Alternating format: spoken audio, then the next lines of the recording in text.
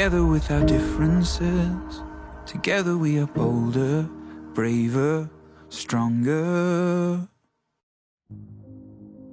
Good evening, ladies and gentlemen, and welcome to our Women's Day online discussion. The Women of Valor presents Diamonds in the Rough. Tonight we will take you on a journey through understanding an issue that affects each and every individual, and that is gender-based violence against women and children. Women's Month is a time to celebrate all women. However, with these heinous acts, it proves to be very difficult. Women are fighting for their lives in abusive relationships now more than ever, and we're shining light on a matter that we hold very dear to our hearts. Tonight there will be a panel discussion with individuals from all walks of life and are considered experts in their respective fields. We'll dive deeper into how gender-based violence affects the society and how each of us can make a difference. Stay tuned for an insightful conversation. Good evening, viewers, and welcome to Diamond in the Rough. As a church, we would like to take this opportunity to wish all our women a happy Women's Month. We would also like to remember and pay tribute to the many who have sadly lost their lives as a result of gender-based violence and femicide. This evening, we are fortunate to have with us an incredible panel who will be sharing their views and experience and insights with us. I would like to take this opportunity to let the panel introduce themselves. Thank you, Sister Allison. My name is Margaret Arnolds. I am a councillor in the city of Johannesburg, also deployed by the mayor of the city of Johannesburg as the MMC of Community Development. And I'd like to thank the church and the community for inviting me to be part of this panel. It's an honor, and I'm humbled by it. Thank you, MMC Margaret. Good evening, everyone. I'm Charlotte Eckersley, wife, mother, gran, and principal of a primary school. And I'm happy to be here this evening and hope that I can be of value, add value to the conversation. Thank you, Elder Shah. Thank you very much for this opportunity. I am Diane Peters from Jooste Peters Attorneys. Previously, Diane Peters Attorneys, who basically practice from the community of El Dorado Park. And I basically do law and especially family-related matters and a host of other legal matters as well. Thank you, Diane. Good evening. Thank you so much, Sister Allison, for this opportunity. Good evening, ladies and gentlemen. Happy Women's Month to all our ladies. And my name is Delano Roskin.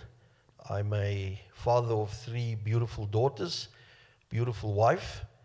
And I think that my knowledge of this particular subject simply stems from the fact that I am a truly concerned parent, Christian, and community member. Thank you so much for having me.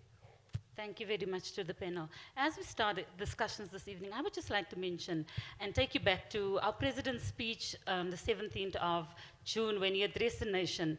And in his address to the nation, he mentioned that between the 26th of March when lockdown started up until the 17th of June, 21 women were sadly murdered in our country. Of the 21 women, we had young children from as young as a few months old to elderly as old as 89 years old. And this evening, we would also like to take you back to a time last year, September 2019, when the President also addressed the nation. And in fact, in his words, he said, I quote, "Our country is in mourning and pain over extreme acts of violence perpetrated by men against women and children." On both occasions, the President made a call on South Africans to come together, to unite and to fight this pandemic that is raging our country at the moment. While newspapers and media is not making a noise about it every day, sadly, gender-based violence is occurring every day. Our panel would definitely agree with me.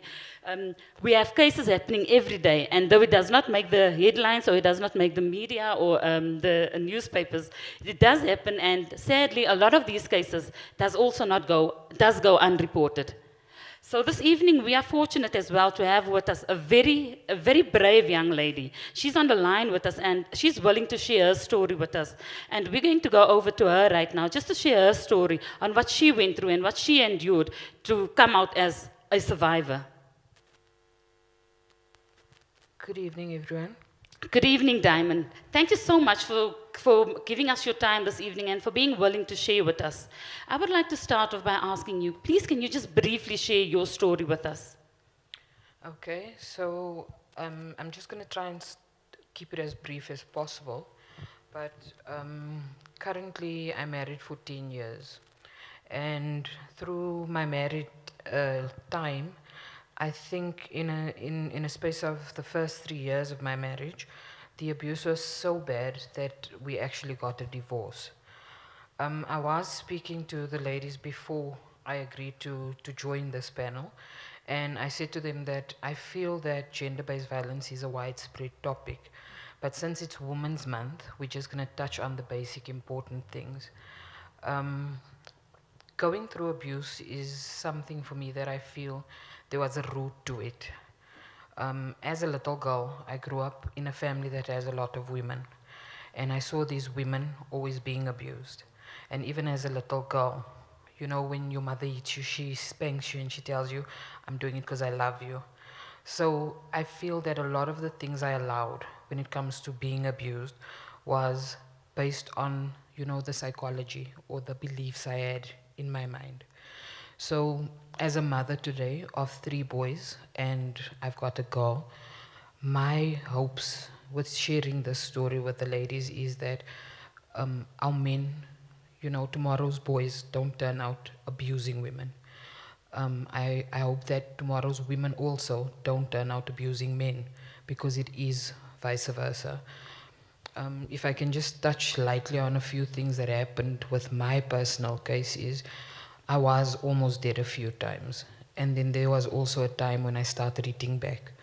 So at one time my husband hit me with a fist and I got up and I grabbed a knife and almost stabbed him dead. So there's a lot involved in the topic, and as a survivor, I'm hoping that we could have an opportunity later on, you know, to touch on it, because to be quite honest, I am at a point where the abused has become more of the abuser. I also now abuse him, you know, emotionally. I say ugly things, I do things, I threaten him with the police, and many women do that, you know. So I feel that speak out, but speak out right. Also, right is right and wrong is wrong. You know, when be fair. But as a woman, I'd like to encourage women, if you love someone, you're not going to allow him to abuse you, because chances are he might end up killing you or you might end up killing him. Thank you. Thank you so, so much, Diamond, for sharing your story. I definitely agree with you. And I think as a country, and starting with our community first as well, it's time for us to speak up. I've read an article the other day where the Saturday Star reported that of the gender-based violence in South Africa, ours, unfortunately, is 5% higher than the global average of gender-based violence. MMC Margaret, I'm going to start with you. I know the President has shared some stats with us on the 17th of June last month. But however, I believe that there's more to that. Yes, he mentioned the 21 women who sadly passed away, but as I mentioned earlier, there are a lot of more cases that are reported, a lot of cases that go unreported.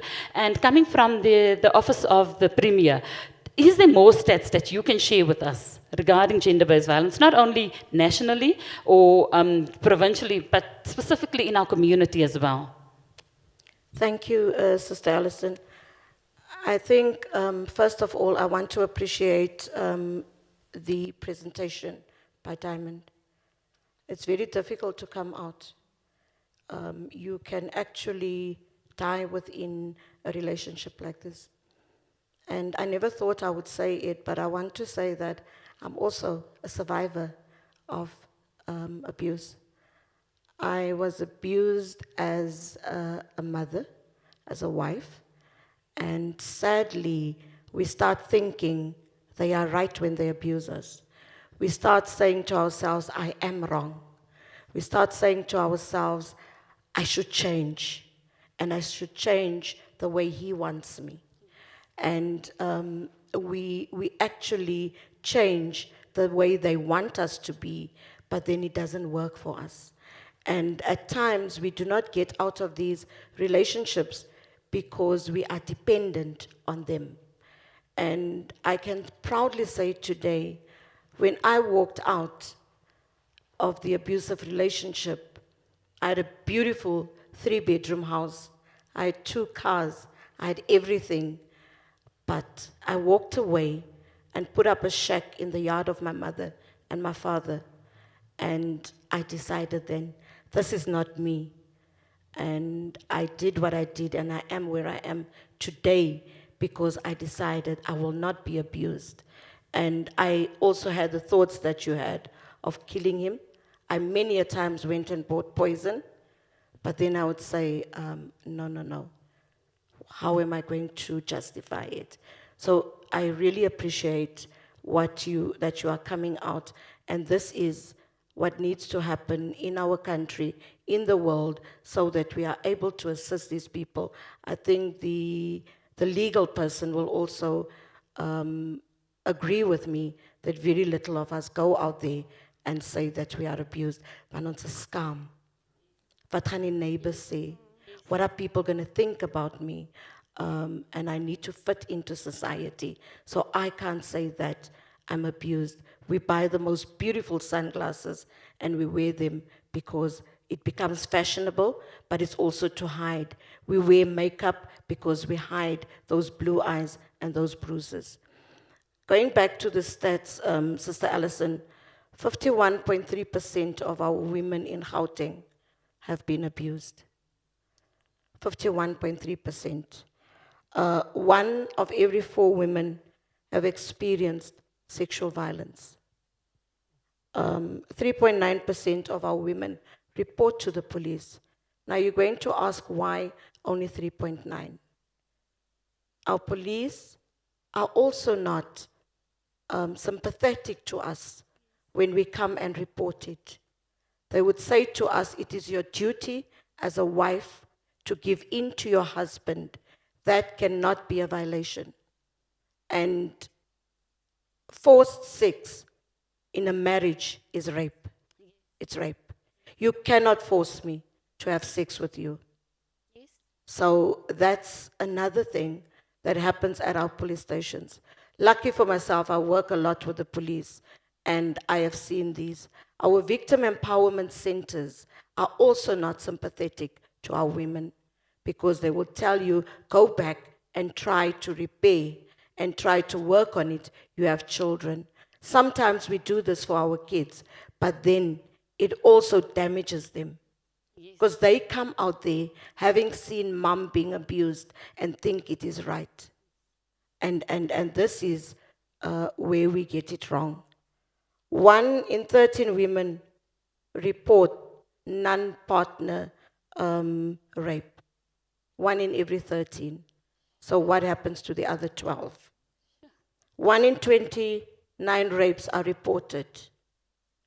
And we also know it's because of we do not get the sympathy and we do not get them to assist us. I loved what the president said the other day. They are not there to counsel you when you come out and say, I've been raped.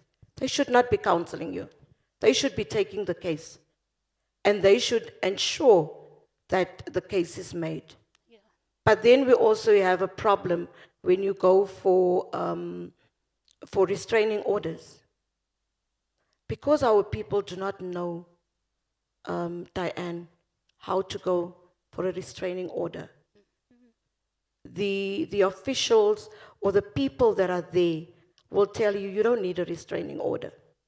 Our people don't know that a restraining order is a lifetime document. That if I go for a restraining order today, it means you need to stay away from me. Yes. And all I need to do is to go and renew my warrant of arrest. It's sad because I've been yesterday in Annandale. A physically challenged and mentally challenged 27-year-old was killed and left to lay in a river or a spruitjie. And she was raped by 4 guys. How do you do that? And the perpetrators still have the nerve to come to the house and ask the family, what do you need? Wow. Yeah. We had a 3-year-old a month ago that was raped and killed and left in Orange Farm. And my question to everybody is, are we going to have billboards? Are we going to have adverts? Are we going to continue having slogans? My body is not a crime scene. Hashtag not in my name. What are we going to do? Are we going to continue sitting here as panelists and discuss it? Are we not going to go out there and have action against it? How many trillions do we spend as a government on billboards? How much do we spend on pamphlets? How many marches and shutdowns have we had? I've been part of a lot of marches, shutdowns, billboards. But we need action. We need people like Diamond to know that if I go to Diane, Diane is going to assist me. We cannot continuously say that 10 women speak out or 1 woman speaks out. All 10 needs to speak out. And we need to assist them. We need to heal Diamond. We need to journey with her. We sit here today and we talk about it. We go to funerals and we say, oh, shame, she has died of gender-based violence. Yes, it's a month of Women's Month. But do we journey with her? Do we go with her when she stands at court? Do we think about her psychological? And these are the things that I think we need to look at. And we as women, yes, encourage each other to talk about it. You didn't bring it upon yourself. You didn't know the person was going to abuse you. And I do believe that action, action, action. It's time to put our mouths or our money where your mouth is, or whichever way, but deal with it and ensure that one other woman, it doesn't happen. One is one. Just one. Too much. Definitely. I thank you. Definitely. Thank you so much, MMC Margaret. I just want to touch on what you mentioned earlier when you spoke about the dependency. The reasons why our victims do not report cases and the reasons why they do not go to the police station. And Diamond, I'm going to come back to you as well. I want to say that I think in a lot of instances, I've also read that some of our victims are, number one, it could be out of fear, being scared to leave because they might be murdered, they might be killed. Another reason that I also read up on the other day was that, as you mentioned, it's dependency. If I leave this house, what's going to happen to me? My husband's been or my partner has been he's been the provider. He's seen to this roof over my head. If I leave, I'm not going to have a place to stay. Another reason I think is also, I think it's, as we call it, the stigma that's attached to it. And in a lot of cases, the president also mentioned it, that in a lot of cases, these perpetrators are people that we know. So it could be a husband, a friend, a relative, a brother, uncle, someone that we know. And in a lot of cases, we don't report it because we think either, one, people are not going to believe us. It could be someone important in the community as well, someone that plays an important role in the community. So if I go out and I report this case, people are not going to believe me. The second thing is also that if I go out and I report the case, or if I mention it to someone, if I speak to someone about it, I'm going to speak as a young girl, I might speak to my mother about it, and the advice that I would get is, what are people going to say about your father? What's going to happen to us as a family? Or it's your uncle. What are people going to say? Please do not go in. Let's try and work it out internally. As a family, we'll try and deal with it. And yet you have, as a victim, you have to go through that abuse, or you sit with the scars that it's caused to you. Have you tried, Diamond, have you tried reaching out to someone in just trying to get assistance? So with my situation, my father-in-law is a pastor. Right, so I'll take it back to the church. And in a lot of instances, him being a pastor, I guess, there's a shame attached to it. So for him, it was always try and work it out. Speak, speak. And I'll just add to something that you're saying, you read up on reasons. Another reason is I really love my husband. Yes. I'm not going to be ignorant, and I'm not going to, try to fool anyone. A lot of women don't report it because I'm afraid. What if he does get arrested? Do I really want my children to see their father in jail? And then you also debate within yourself, like, do I really want my children to hate their father? So there was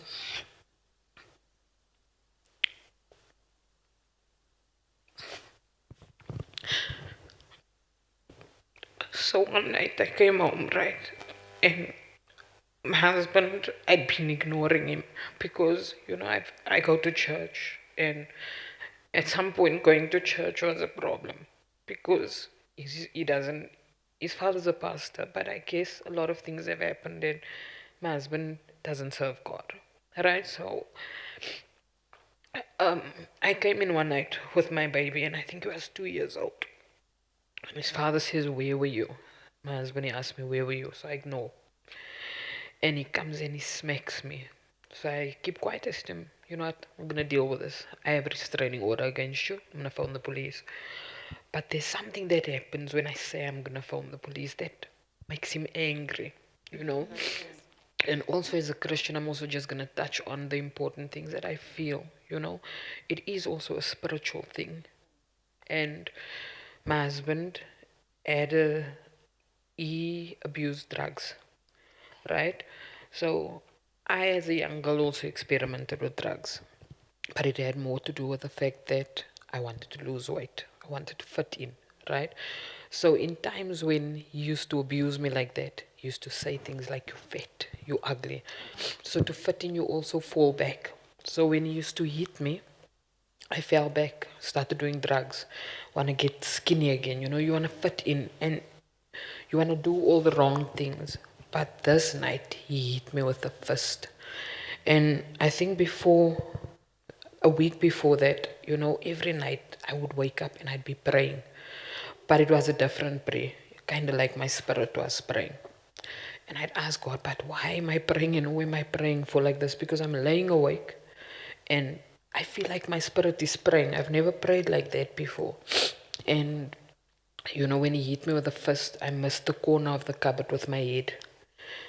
And when I lifted my head up, it was like the Holy Spirit said to me, "You were praying for yourself because you could have died tonight." But when I looked up and I saw my son standing in the corner, I realized that I have the power to prevent him from hating his father. Yes. And I have the power to prevent him from seeing his mother get murdered. And I also have the power to protect my husband from himself. God gives wisdom to lawyers, to police officers, to judges, for a reason. So why don't we use that? And that's when I started speaking out, and it's true what, the MMC says. One is too much. Yes. And I've got 3 sons and a daughter. She's my one. And I feel that it needs to stop with me. So what am I going to do to prevent that from going on? We growing up in the community, I was speaking to Brother Delano before we started, and I said to him, we need to look at things for what they are. We are strategically placed in El Dorado Park. All these small details play a part. It plays a part in what you need to stand for. As a boy, you get taught that you need to wear a certain way. You need to be a certain way. You shouldn't wash dishes. You shouldn't iron. You shouldn't do washing, Yes. And that in itself allows you as a boy to abuse your wife one day because she needs help in the kitchen. You feel she needs to do it. She needs to stand with the baby. If I'm honest, and I want to be completely honest, I've experienced all kinds of abuse, including sexual abuse within my marriage. So when will love, not be enough for me to prevent the abuse? Because even now, I'm bitter. And one of the things I always said is, I'm not going to be another bitter colored woman. So how do I prevent my daughter from getting to the stage where I am now? That is the thing, like the MMC said. Are we really standing there? Because, even church ladies used to say like it dan. Say like die abuse. Say die abuse gelijk nie. When she went home to her mother said, "You made your bed, lay in it." Yes. Did she have anywhere to go to? Yes. And Now even, looking at my life, I have my own house. I'm independent. I work, God takes care of me. My husband is currently unemployed, so I can't say to you that it's a dependency. I'll be lying if I tell you it's a dependency. I truly love him. And I believe God strategically placed me in his life, to pray him through. But then I also need to be wise enough to understand I'll be damaging my boys. Because they're going to say, you let my father eat you. Why is it not right for me to eat her? Yes. And I refuse to sacrifice someone else's daughter in order for me to have a certain stance in the community. Thank you. Thank you so much. Wow. I think just touching on that and speaking about the reasons, so we spoke about the love, the dependency. Diane, would you like to share with us just what you think some of the reasons are that our young men are abusing women and children? Thank you very much. Yes, that question is very much relevant in the sense that there are many reasons why this abuse is taking place. Number one is the dependence producing substances. That's one of the main factors in our communities. We find that women are being abused to such an extent that there are broken jaws. It's becoming more and more violent. Why? Because of the fact that, the dependence-producing substances as well as the abuse of alcohol has become, so prevalent and so, it's such an evil these days that, that is really the factors that lead to violence in our homes. More particularly, what I also find is that it's anger. So there's a lot of anger and there's a lot of resentment, that people harbor at this moment in time, and you see it every day. We see it starts in schools, for example. These are all the things, that we need to identify in our kids from a young age. And if it's not identified in the schools, it should be identified at the, the Sunday school. And, it should be a passion. So if you are a teacher, you are supposed to pick up on these things. In addition thereto, it's our communities, it's our relationships with our children. We find that there's no longer that bond between, parents and children. We find many a times a situation where moms and dads have become the ATM, moms and dads, but there's not that presence. Dads are not present, moms are not present anymore because they're out in the world trying to make the money so that they can provide for their families. So I think we need to go back to the drawing board and we need to, see whether there are experts that we can employ in order to assist our young children from a very young age so that we can eradicate this issue of abuse. And abuse comes in many forms. There's not just one form of abuse, there are a number of them, and we as women, we need to start studying the Domestic Violence Act because that will identify what is exactly abuse, the definitions thereof. And once we know what it is and we know our rights, we will then be able to understand when our rights are violated. And obviously in there's also the solution to the problem. If we are going to read, we know that knowledge is power. We all perish because of a lack of knowledge. So we need to start going back. We need to read and we need to educate ourselves so that we don't fall into this unfortunate position that we find ourselves in. True. That's so true. MMC Margaret Arnold, just coming back to you again, and I think Diane, maybe you can also add on this. The question that I have is, now in the address that the President made in June as well, he spoke about the strictest forms of punishment being imposed, and that the courts would send the strongest signals that such violence really has no place in society. It should have no place in society. We should not be sympathetic to abusers. And my question is, from a point of the law system as well as in our community, from what you have seen, MMC Margaret, is that being imposed? At the present moment, are we seeing that our abusers are actually being punished, that they're facing the full might of the law, or are we seeing that they are released on bail and they just keep on repeating these offenses over and over and over? I think Sister Alison, Diane will agree with me that the harshest punishment there is a death penalty. But I don't think that's going to come back anytime soon. Not in the democracy that we have. But I also want to say that, and I again want to ask Diane whether I'm right or I'm wrong. There are a few things that informs punishment. One, and just plain from a community perspective, you know, when someone gets arrested, we tend to say that the police is not doing their job. The policeman's job is to arrest you and take the docket to court. The docket gets to court, and it then totally depends on the justice system. What happens to the person, what records the person has, and a whole lot of other things. And also psychologically, sometimes, like Diamond has said, her husband was a drug user. So he gets into court and the lawyer would say, okay, the person does it because he's been a drug user or alcohol or whatever it may be, and they wouldn't then send the person to jail as such, but he will be rehabilitated.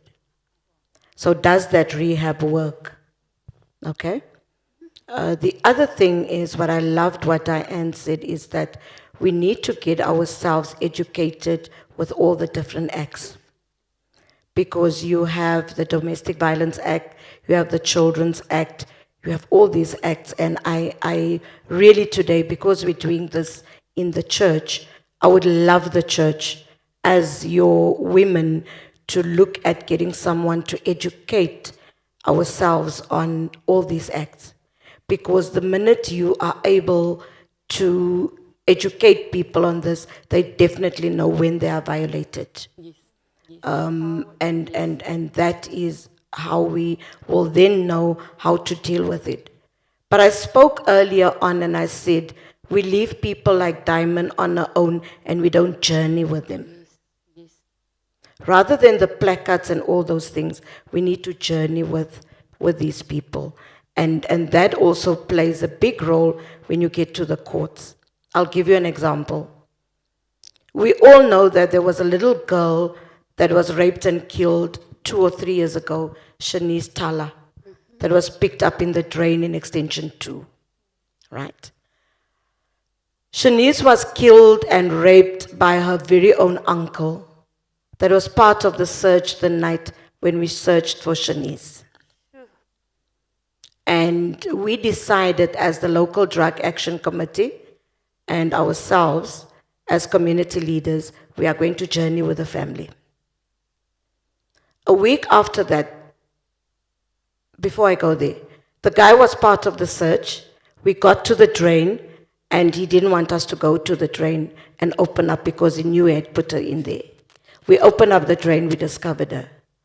And I can remember myself saying to the CPF chair, Toma, that's iets wat nie lekker is nie. Because this guy didn't want us to go in there.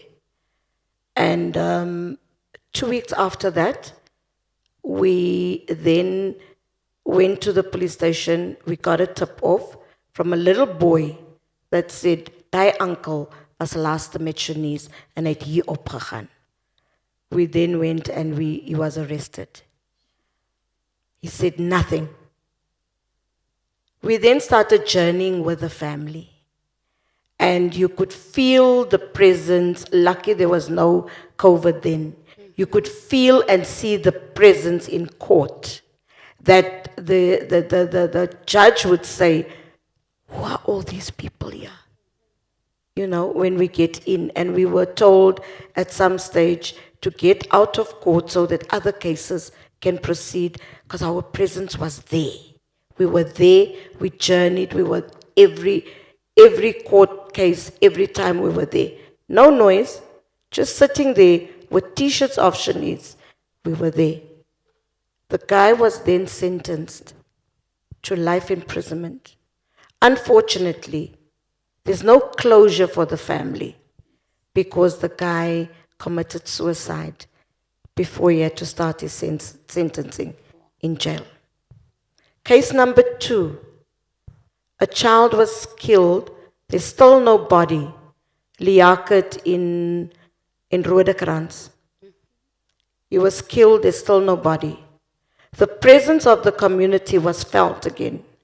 The guy was sentenced to 45 years in prison. We are still investigating and we are still trying to find whether there's a body or there's no body. But what I'm trying to say is we need to journey with these people and you could get the appropriate sentences. But I don't think anytime soon within this democracy we are going to see life happening, a death sentence coming, but it will be life.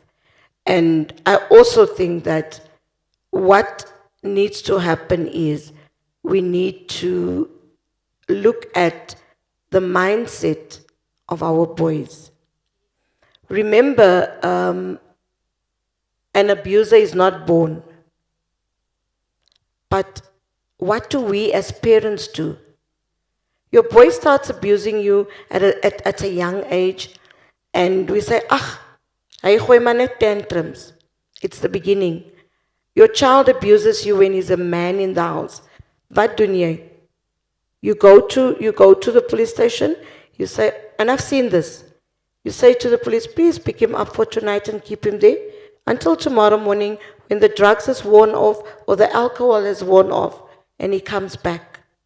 Tomorrow he abuses somebody else's daughter. Have him arrested. Deal with it now. That is how it needs to happen. That is where the problem lies. Want ons draai ons gesig en ons sê, I can't have my child arrested. I can't see my baby in jail. And I think another thing to add, MMC Margaret, is also that, when you say that as a parent, you tell the police, just keep them for the night. It's a matter of, maak hom maar net skrik. I don't want him to go to prison, but maak hom maar net skrik. And then tomorrow he comes out and he repeats, and it unfortunately ends in a lot of times, and it ends in death for someone. And when they're arrested, we also turn and we say to the police, wat kan ek doen laat hy uitkom? And we get the best lawyers, no offense to you, Diane, but we get the best lawyers and they defend them. I had a serious case, you all know the case of Tsegofatse that was hung with being pregnant, killed when being pregnant. Her uncle was the person that defended the killer of Karabo. You remember Karabo? The girl that was chopped up? Her uncle was the one that defended that guy. And he came out and said to me, MMC, never, ever again would I take cases like this. And I think it comes in there where Diana said, we do everything to please our kids. We do everything for the money to ensure that they have the lifestyles that we didn't have. But absent parents are absent parents. Whether we are there in their lives, but we're absent, yes, we are absent, and unfortunately, we throw everything at them. We throw phones at them, we throw name brands at them, we do all these things. But we do not throw the love we are supposed to be giving them. We do not throw taking our kids to church with us. We rather forget about that. So, yeah, that's just it. Yes. I just want to touch on another thing as well that we've seen in our community that's really come about as a result of gender-based violence, and it's fear. The fear that it has instilled in our community as women, particularly women and children. You see that there's a lot of times as young people, we can't walk around in the streets anymore. As young girls and as young boys, we can't walk around in the streets anymore. And I just want to just briefly touch on something that happened to me about a few weeks ago. With the children now going back to school. So my husband and I took the kids to school, and my eldest daughter's in grade R, and she had to be at school at 25 past 7. And unfortunately, we were a bit late because of the, the whole social distancing and the screening process. They had to be at school early. So we were about 5 minutes late, and we got to school at 7:30. It was exactly 7:30, I remember. And by the time we'd gotten there, the teachers who were on screening duty had already gone to their classes.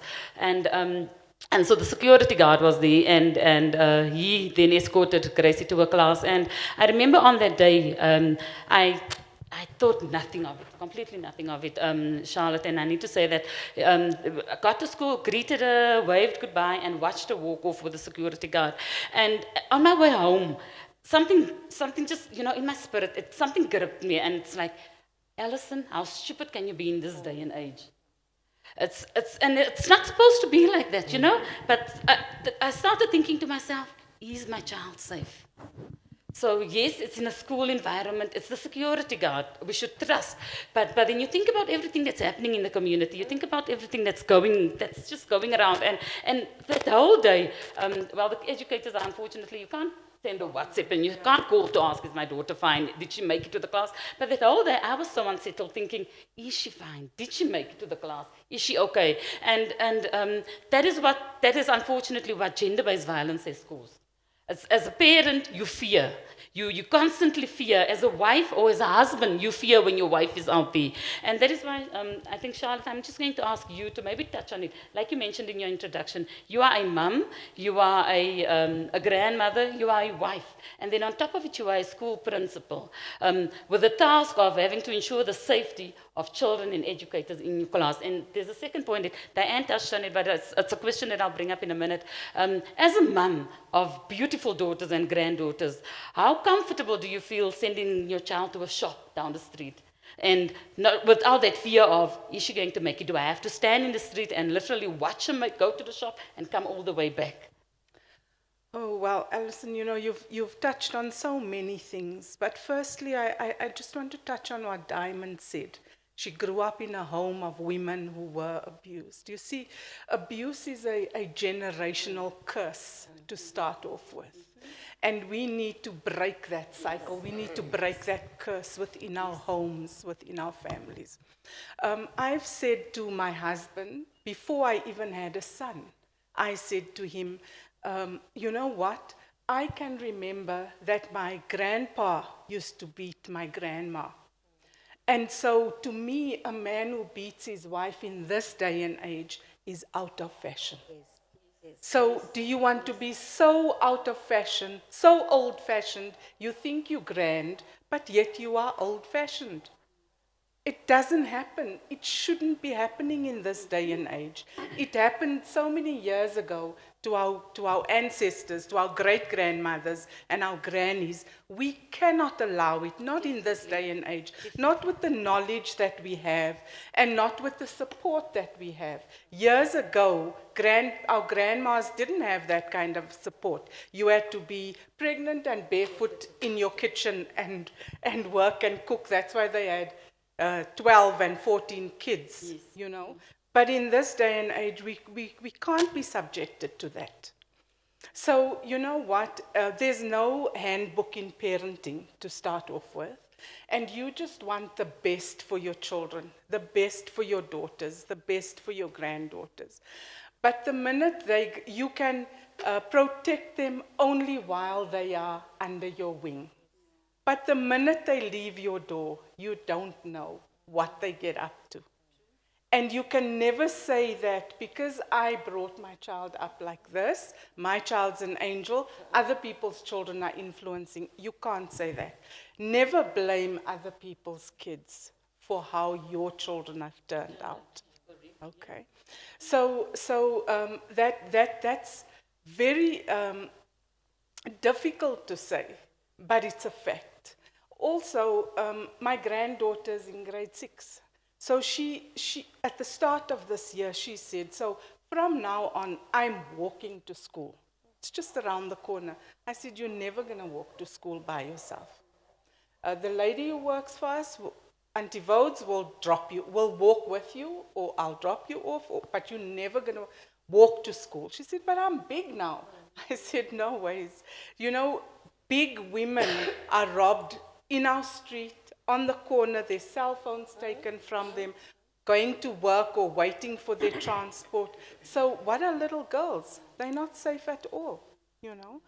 And coming back to the telltale signs in schools, we see it all the time. Bruises, teachers are so vigilant. You know, they're tiny bruises, but you need to look at these things. The blue marks on the arms, the face, the legs, wherever.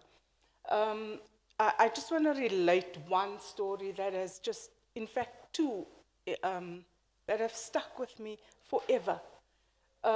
It was this one little boy who came to school, brilliant boy, and the teacher noticed that he had bruises all over his face and his fingers, and she asked him, what's going on? And you know, he then explained that his mum ran away. His pregnant mum ran away, and she took his little sister with her. But she couldn't take him as well, and she left him with his stepdad.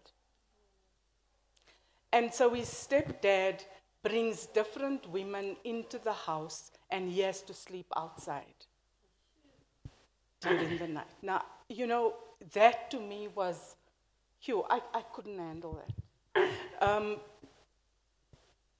That boy was so brave in telling the story, but he was too terrified. You know, we feed all the children at our school. He would still bring an extra lunch tin to school for food to be dished so that his stepdad can eat in the evening, because he would beat him up if there's no food cooked for him. And his mum fled. I tried getting hold of her, but she left. She went to Swaziland. But we got the social workers involved, and we have a good relationship with the SAPS, where my school is, and with our Dr. Cop. And they would come, and we did the interviews. You know, this child was eventually removed. The police went with him that day to the residence, and they waited for the stepdad to come home from work, and they arrested him. You see, some of our mums feel that I cannot report him because he works, and if I do report him, there'll be no money for food, and so how are we going to live? How are my kids and I going to live? And you know what? He's even taking care of my son or my daughter who's not his biological child. So, you know what? We'll just overlook this. It will get better, but it never gets better. It never gets better. And then the other case that I also is so close to my heart is some of the young mums have boyfriends who support them financially, and they then allow these men to sleep with their daughters. Yes. And it is so painful. But the teachers are so vigilant, and they pick up little things. Because how this was discovered, the child never spoke. But the teacher gave them work to do, and then she was walking around in class to see whether they're doing the work. And then she saw the one little girl was not doing the work, but she drew pictures of a man and of sweets and chocolates and hearts and so on. And the teacher asked her, now, what's this? And that little girl said, you know what? I want to be like, and she mentioned her friend in class. Why? Because she has this man who loves her. He buys her sweets. He does this for her. He does that for her. And when the teacher inquired, you know, is this true? The child said, yes, it is. But when we eventually found out, it was the mom's boyfriend who would then take this child in the afternoon after school to his residence and abuse this child sexually. You know? And, but I must say also, all of our cases, we do refer to the police, to the social workers. The cases get reported, the children go to the district surgeon. They end up going to the teddy bear clinic. They're removed from their homes. The sad part is, sometimes the mums would then say to the child, you don't say a word.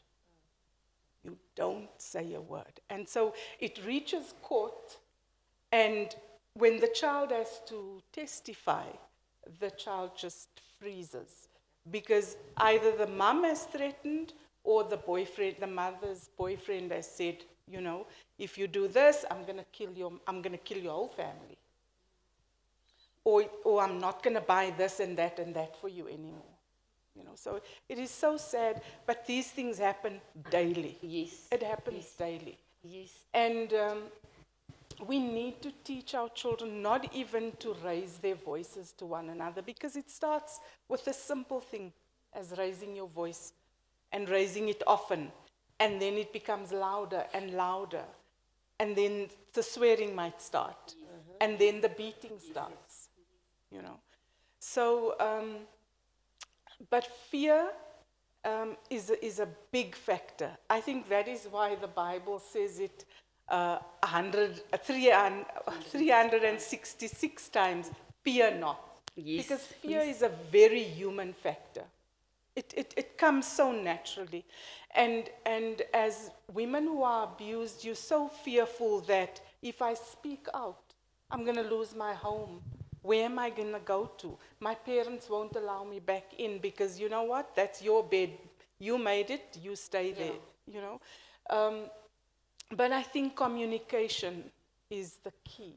We need to talk to our spouses, to our sons, to boyfriends. Talk about it. True. There's nothing that communication can't fix. That's true. I agree 100%. And I think, Shah, you mentioned it now when you said I think the school plays such an important role, because a lot of times, like you mentioned, as parents, maybe we do not pick up on the signs, but simply through behavioral change at school, our educators pick it up. And that is why, as MMC Margaret mentioned, it is so important that we then walk that mile with that child. And that we fight that fight for that child. And I want to speak to Brother Delano as well, and just hear from, as a thorn amongst the roses here, from the point of a men. We would like to hear the voice of the men in our community. What are your views on gender-based violence, particular to women and children? Well, thank you so much, Alison. I don't know how much time we have though, so I'm gonna try and be very brief. Let me just say that, number one, I am a man, number one, and I can't hide that factor. That's what I am. But let me just say firstly that I'm also the product of gender-based violence. I come from a house, no pun intended on my dad. He's a qualified, respectful, born-again person. But I come from a house where my dad, as a church elder, abused my mom physically in ways that are, you know, I mean, I'm not talking about a smack or a fist or what. I'm talking about extreme physical abuse. And I'm talking of cases where I've watched my mother bleed out and she would wear a nightie, and I think those scenes were very traumatic for me to see. As a woman is wearing a nightie, it's very thin material, and to bleed from your face on it leaves gruesome scenes. I mean, and I recall my mother used to fight back, and I think that made my father even more aggressive. And if I think about, you know, this is what I want to say to women. You've got to break the cycle. What I picked up with gender-based violence or abuse in marriages or whatever relationships is, it's a cycle. You've got to break it. I remember my dad would beat my mother, and we would leave 12 o'clock at night. and go and sleep with my aunt. But my dad would come again the following day with a bunch of flowers and a chocolate, and he would tell my mother how much he loves her.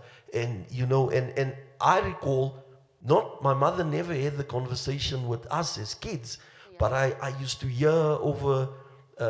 overhear a conversation with her sisters and her father and so on. And this was always my mother's words.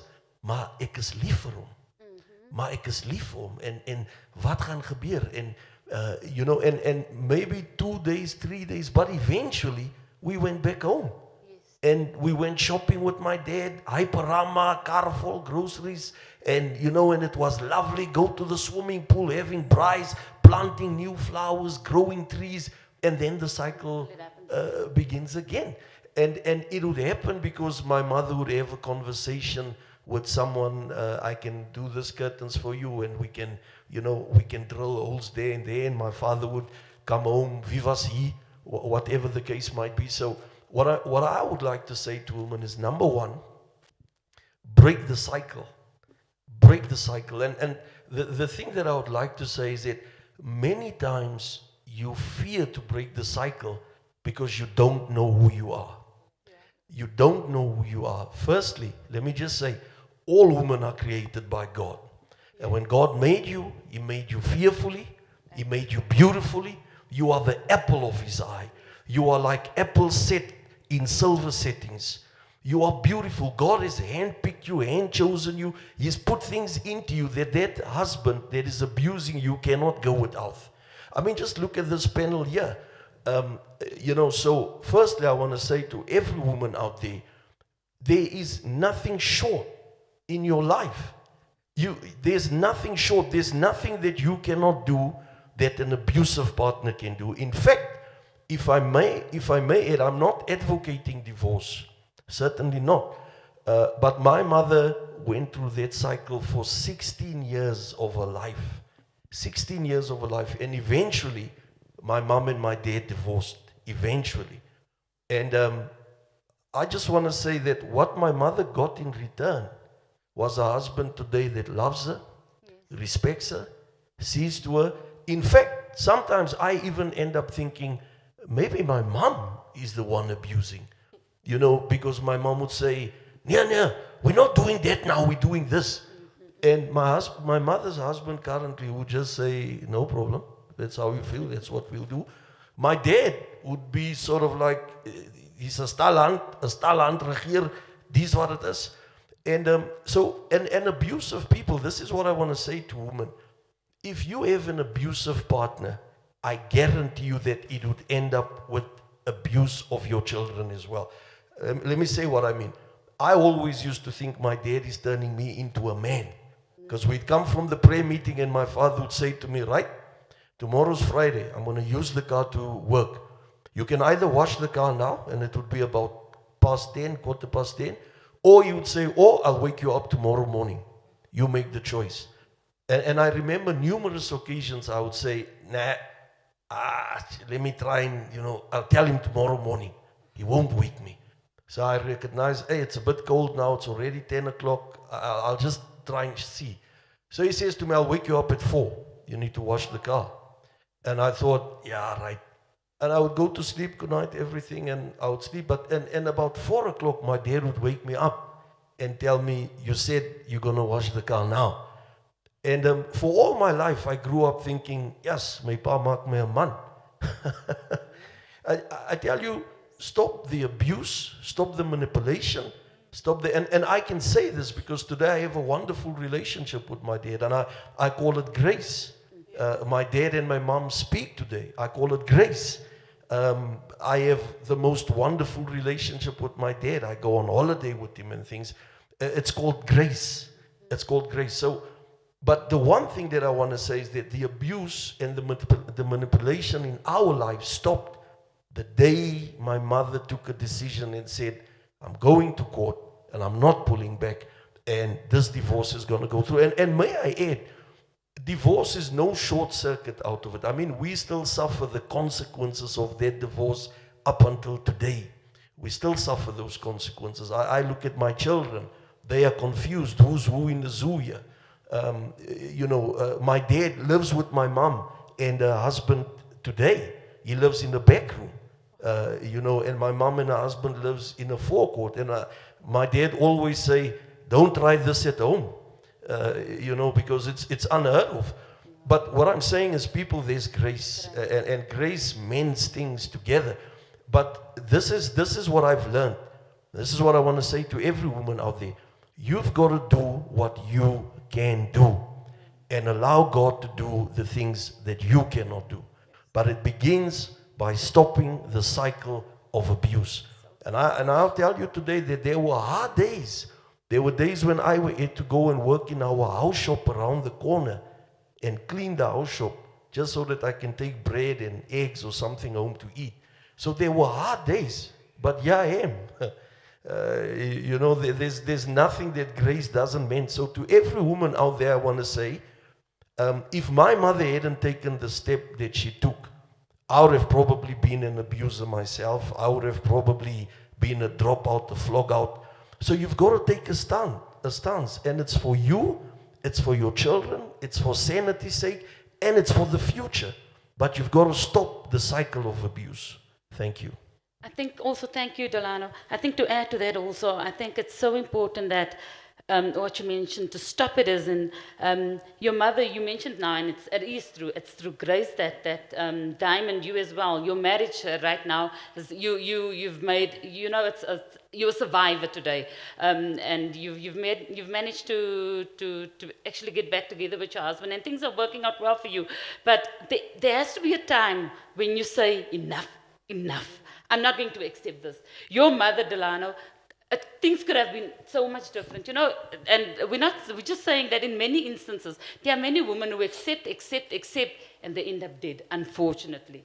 It just ends up in a way that's either going to land you in hospital with broken ribs and broken legs and broken arms. But we need to come together as a community, and we need to come together as a church, I think, also, to make the stance now and say, we're not going to accept it. We're not going to just stand by and watch our mothers, our neighbors being abused. In many instances, we see, there's a lot of cases, and where you would see, as a neighbor, you would see a police van pull up, or you would hear the screaming and the shouting, and suddenly everybody rushes outside, and we all look. All we do is we look, and we start saying, "Oh, ek het weer geslaan," and that's all we do. But our men are there, and they're doing nothing about it. I am there as a neighbor, and I'm not doing anything about it. I'm looking and I'm saying, shame, sit weer blou oog. What can I do about it? What can we do as a community? What can we do about it? What can a church, what can we do about it? Except for not just accept it and leave it, but it's time that I think we stand up and we say, we're not going to accept it. You are my sister, I'm going to walk with you.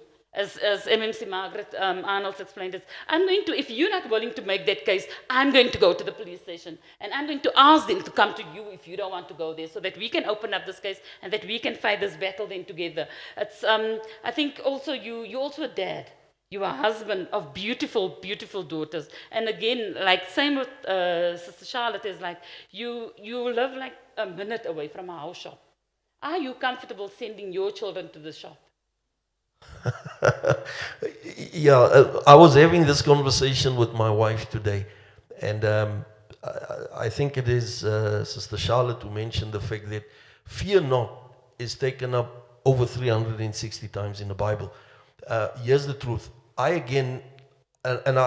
understand that part of the audience could be Christian people. So the one thing I want to say to Christian people is, you've got to do what you can do and allow God to do what you cannot do. Let's not be foolish. Let's not be ignorant. Let's not be unwise. Of course, I am not comfortable. My daughters, we don't even send to shop. Now, again, it's not necessarily that I'm fearful, but we've had incidences where you know about girls that were abducted in their very street. Yes. I remembered one time transporting school kids. I got so fearful. And this is the thing, people. There's nothing wrong with being gripped with fear.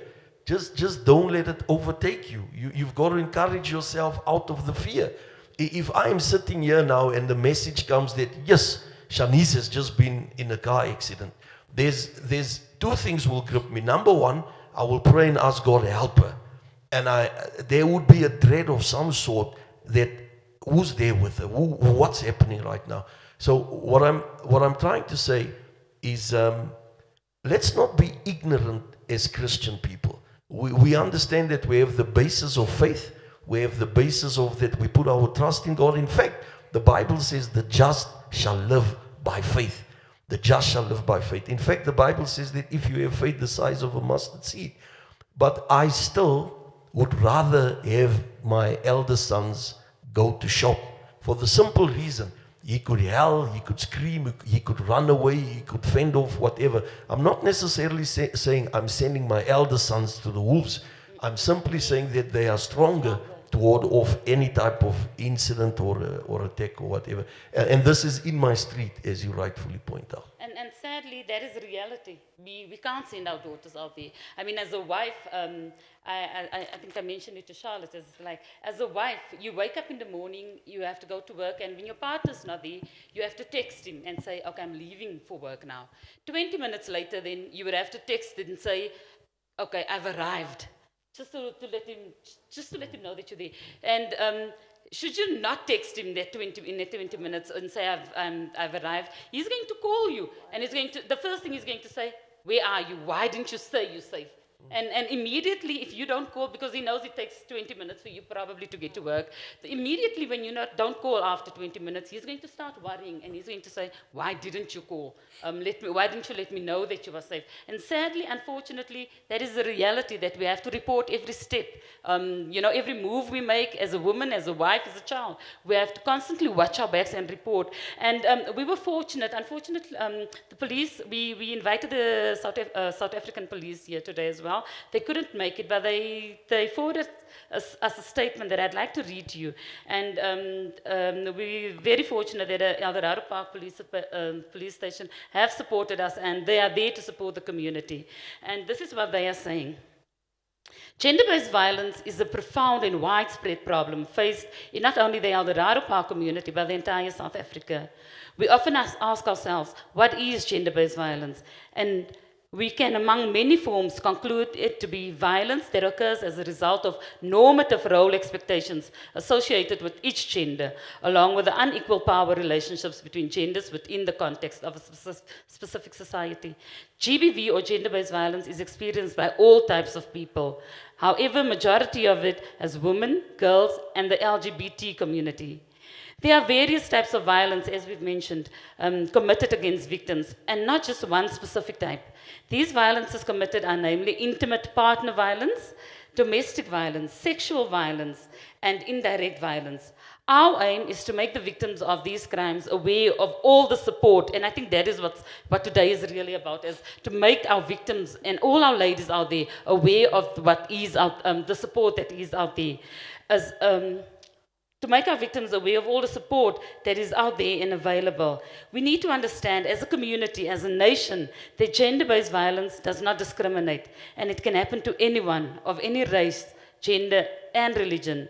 The only manner in which we can attempt to overcome gender-based violence is to get involved by means of offering support to victims and reporting instances that may occur.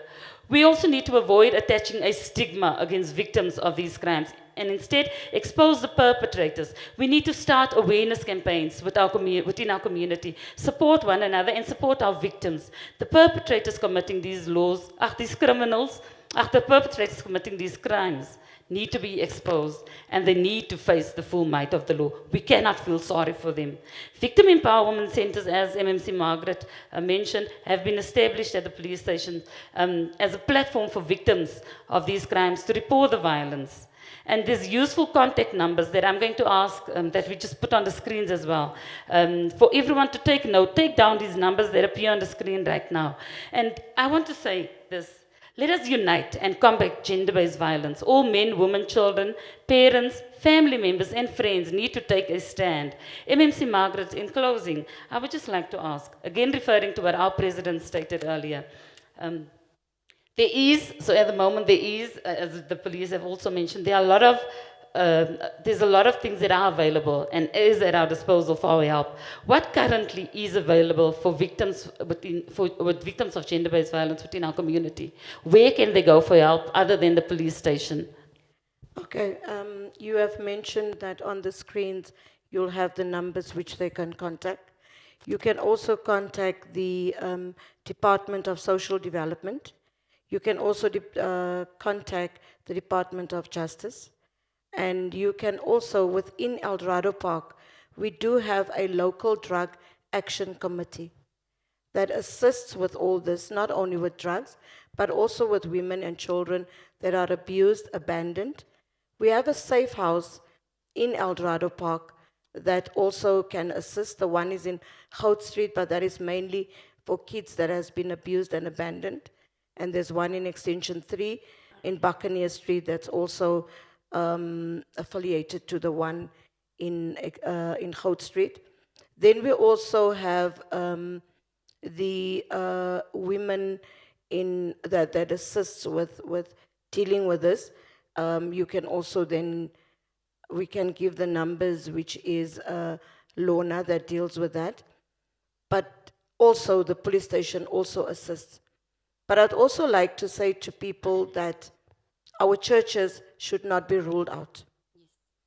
People should also go to the churches, and all our churches, because we've seen how the churches work together with the COVID-19 team. And we'd like that to also happen within El Dorado Park so that we can establish a society where we are not scared to go to the church. And it should not be just one church, but all faith-based organizations. That means your mosques and all other places, you can go to them as well. Because I know churches do have structures in place where there's women, there's youth, and also deal with children. So I think those are the avenues that we can also follow. But I'd also love to extend to the El Dorado Park community and say that my door and my phone is open 24/7. And I'm here to serve the community. So whichever problem there is within the community, especially where there is women and children concerned, I am available at any time. There is no time restricted to it. So 24 hours a day, 7 days a week, and all the time. Thank you very much, MMC Margaret. I'd also like to add that, as MMC Margaret mentioned, that churches and all the religious bases have forums available. At our church, we have a prayer line, and we have a group of counselors that can assist. So we're going to put up the prayer line as well. And if anyone would like to reach out, and if anyone is in need of assistance, that you can reach out to us at any time. Diane, if you could offer any advice from a legal perspective to a young woman listening right now that's suffering from gender-based violence, what would that be? Well, first and foremost, it is important that you not keep quiet, that you confide in somebody. An expert, obviously, that would be the best, in the sense that it is important for us as women to be independent.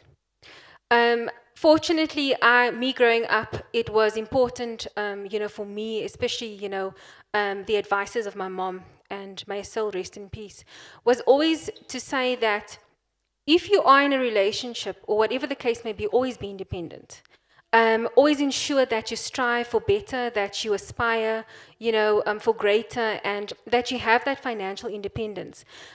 One of the most important aspects growing up was always that I needed to have my license, because my mom never had a license, and she found it so inconvenient for her to always be depending on somebody to take her to drive and do the shopping and so forth. So I thank my mom. I thank her for instilling that in me, that you have to be independent, you have to be financially independent, because the moment you are dependent on somebody for survival, for finances, that is where the situation comes about, where you are taken advantage of.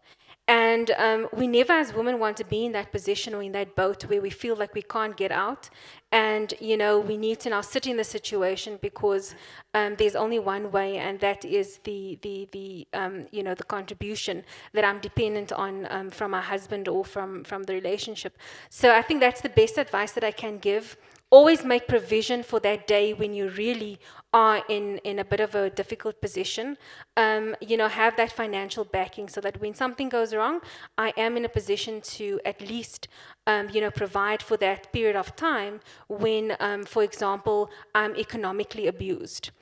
My husband is withholding certain finances to punish me because he thinks that, if he does that, I'm going to keep on coming back. So, soos die ou mense altyd gesê het, maak, provision vir ou dag.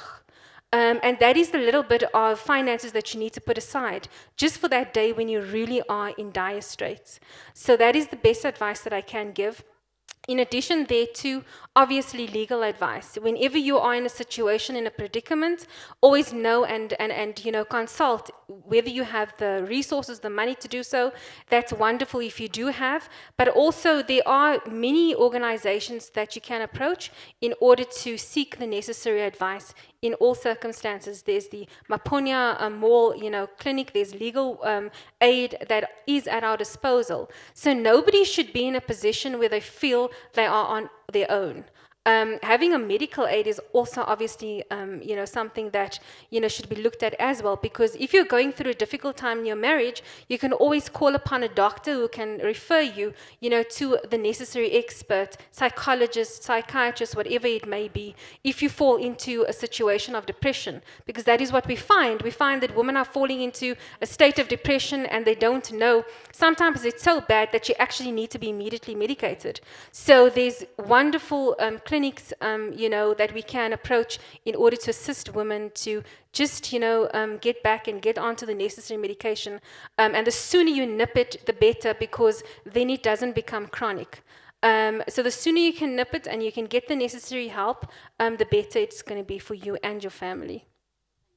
Much. Ladies and gentlemen, I would like to thank you. I think this has been such an insightful discussion, and really, I think we've provided the community and we've provided everyone watching, all our viewers, we've provided you with information that, and just help, to tell you that the help is available. You do not have to stay in this situation. There is help.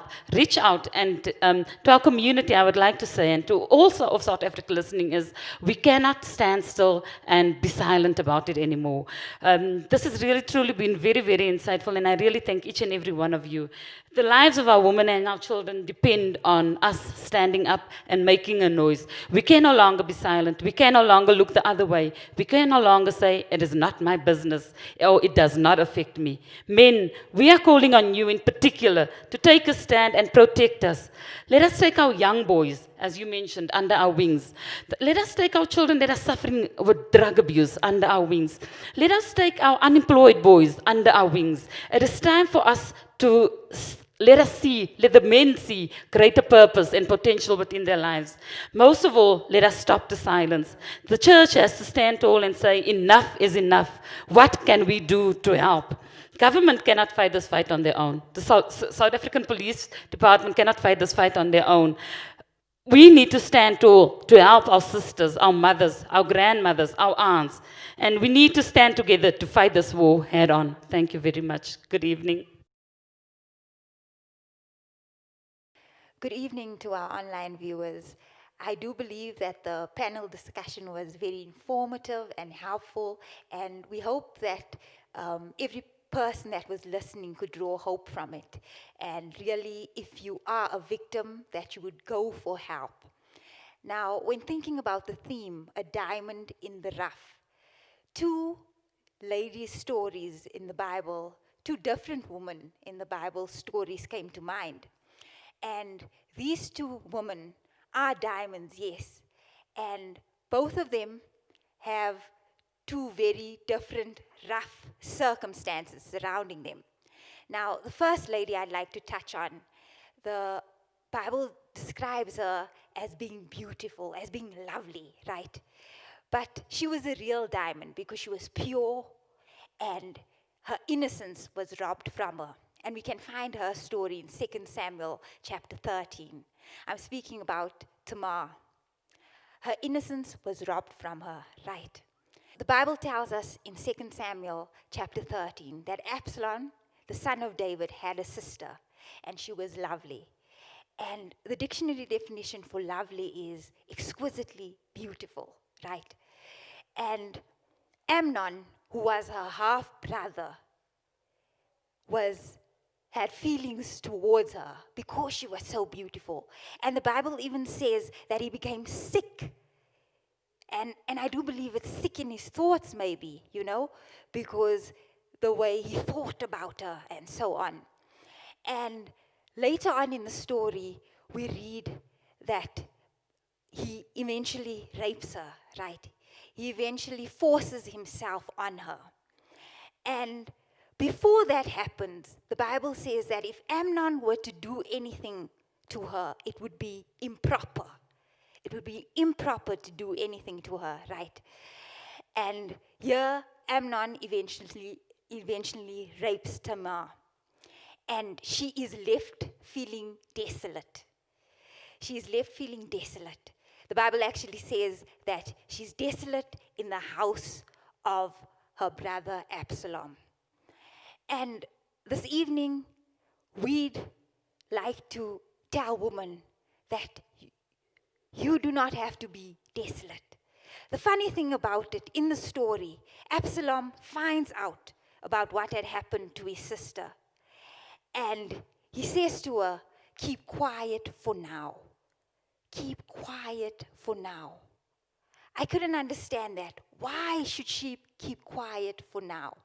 And later on, he takes matters in his own hands, and he deals with his brother Amnon. And he takes revenge on Amnon. But his advice to Tamar was, keep quiet for now. And we'd like to say to women out there, if you are a victim, do not stay silent. Do not stay desolate. Do not keep it to yourself. Do not suffer in silence. There is help out there. There is help out there. Speak out. Reach out to someone. And like we've heard this evening, there was a panel here, and there was help in terms of law enforcement. There was help in terms of helplines and so on. Take the necessary steps. Do what you must in order to get help before it's too late. Your story could end with you permanently in silence. Please do not stay silent. Now, the second woman I'd like to share about is the woman at the well. Jesus is sitting at Jacob's well. And here this woman comes to draw water, right? And she comes to draw water, and Jesus asks her for a drink in turn. And first, she's so surprised that this Jewish man is asking her for water, right? And fine enough, we know the story where he explains to her that he can give her living water that she might never thirst again, right? But after that, before she actually requests Jesus, yes, please give me that water. Please give me that water that I may never thirst again. And he says to her, go and call your husband. And she's like, no, I do not have a husband. And he says, you're actually right. You do not have a husband. You have had 5, and the man that you're currently with isn't even your husband. And the Bible doesn't give much story about what that lady had gone through. Why has she been through so many men? Why has she had so many husbands? The Bible doesn't give us detail on it. We don't know what she's been through or what those men could have done to her. Nobody goes into a marriage or into any relationship hoping that it will fail. No, none of us do that. But here she has gone through this. And later on, Jesus says to her that, you know what? I actually want to just read that part because it's in verse 10. It's in verse 10 of that. He says, And I love what Jesus' words to her is in verse 10. If only you knew the gift God has for you. So woman out there, if only you know the gift God has for you. So we've given you information in terms of law enforcement. We've given you information in terms of helplines. But we would defeat the purpose if we do not invite you and tell you that Jesus is out there, and he is there to help. When this lady, she's been through 6 men already, but at the well, she meets Jesus. And I'm sure that encounter with Jesus left her never to ever be the same again. When you encounter Jesus, your life can never be the same again. And this woman goes out after her conversation with Jesus. She goes out and she goes to many people and she tells them about what has just happened. Come see a man, she says, come see a man. And so many, the Bible says, came to know and came to see Jesus because of this woman. I'm sure she never knew because of all that she's been through. Maybe she had a reputation in the town. And because of all that she's been through, she probably never knew anyone would actually listen to her. Who would I ever impact? But the Bible says many came to see Jesus and to know Jesus because of this lady. So you can still be used no matter what you've been through. Our message today is a message of hope. So just grab onto hope this evening. Amen. Thank you, ladies and gentlemen, for tuning in tonight. We trust that you have found this conversation to be very insightful and empowering in many ways. And we also ultimately hope that it has impacted even just one life out there. This conversation has definitely proven, though, that there is still hope and that you can be assured that God is in control of every situation. I think it is safe to say, though, that there's still a lot of work to be done in the lives of women. But to conclude, men, please know that guilty or not, your part in these conversations plays a big role, and also an encouraging change will certainly make a difference. And women, know that you are beautiful, you are brave, you are blessed, and you are worthy.